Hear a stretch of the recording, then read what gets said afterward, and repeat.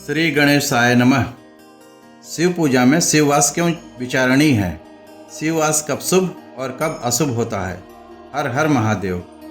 शिववास अर्थात शिव के भ्रमण और निवास की स्थिति शिव पूजा में बहुत ही महत्वपूर्ण और विचारणीय होता है, क्योंकि इससे ही यह पता चलेगा कि आज या कल आप जो पूजा कर रहे हैं या पूजा करवाने वाले हैं, उस दिन शिव जी की कृपा, मनोवांछित फल और पूजा का प्रभाव कैसा मिलेगा।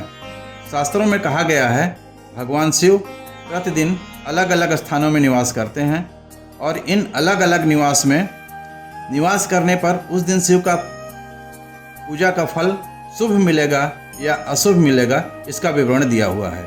हमारे हिंदू धर्म में शिववास के अनुसार पूजा का महत्व अलग अलग दर्शाया गया है। विशेषकर जब हम संकल्पित मंत्र, जप, अनुष्ठान या पूजा आदि करते हैं, तब विशेष सावधानी रखनी चाहिए। यदि शिव जी का वास शुभ स्थानों पर हो, जैसे कैलाश पर्वत पर, नंदी पर, तो पूजा अत्यंत शुभ फलदायक होता है। लेकिन उसका वास यदि शमशान में हो, क्रीड़ारत हो, तब बहुत ही अशुभ फल मिलते हैं।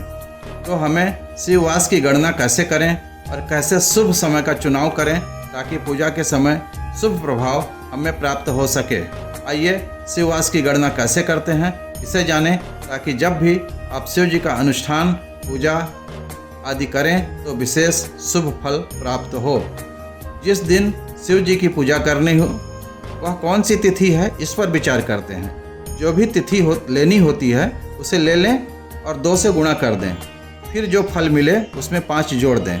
5 जोड़ने के पश्चात आए फल को 7 से भाग दे दें और जो शेष फल बचे उसी के अनुसार शिव का वास होता है।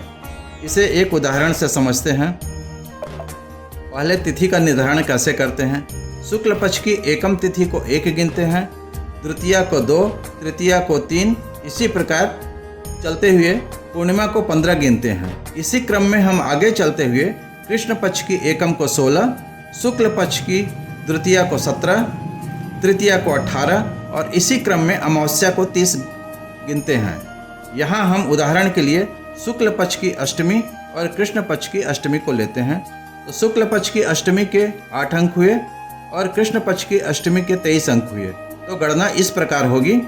शुक्ल पक्ष की अष्टमी 8 गुणित 2 बराबर 16, 16 में 5 जोड़ने पर आया 21, 21 को 7 से भाग देने पर शेष फल 0 बचा।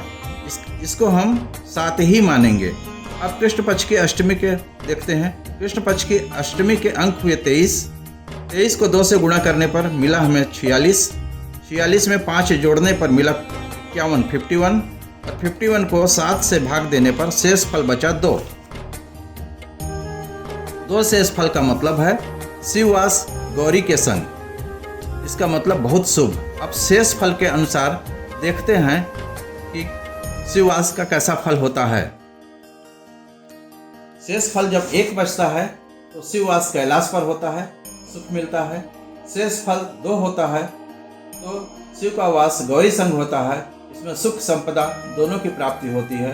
शिव का वास जब शेष फल 3 आता है तो वृषारूढ़ पर होता है, जिसमें अभिष्ट सिद्धि मिलती है। शिव का वास जब शेष फल 4 आता है तो सभा में होता है और इसमें की गई पूजा का फल संतापकारी होता है। शिव का वास जब शेष फल 5 आता है उस समय भोजन में होता है, जो पीड़ादायक होता है। शेष फल जब 6 बचता है तो शिव का वास क्रीड़ा में होता है, जो कि कष्टकारी होता है। शेष फल 7 बचने पर शिव का वास शमशान में होता है, जो कि मृत्यु कारक होता है। अतः हमें इस प्रकार शिववास का फल देखकर शिववास पर विचार करना चाहिए। शिववास का विचार कब नहीं करते हैं?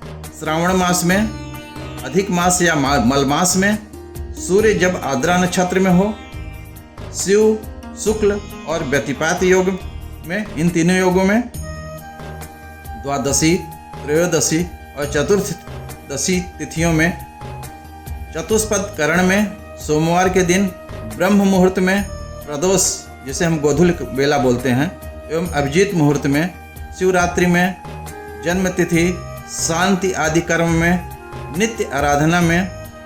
इसके साथ ही जहाँ शिव जी स्वयंभू या प्रतिष्ठित शिवलिंग हैं, ज्योतिर्लिंग में शिववास का विचार नहीं किया जाता है। हाँ, जब पार्थिव शिवलिंग बनाकर पूजा करते हैं तो उसके लिए शिवलिंग के लिए शिववास का विचार जरूरी होता है। मैं पार्थिव शिवलिंग कैसे बनता है और कैसे पूजा होती है इसके बारे में अगले वीडियो में बताऊंगा। यह वीडियो आपको कैसे लगा आप कमेंट करके ज़रूर बताएं। वीडियो पसंद आया हो तो कमेंट्स, शेयर, लाइक और सब्सक्राइब जरूर करें। भगवान भोलेनाथ की कृपा इस वीडियो को सुनने वालों पर बनी रहे। हर हर महादेव। जय श्री कृष्ण।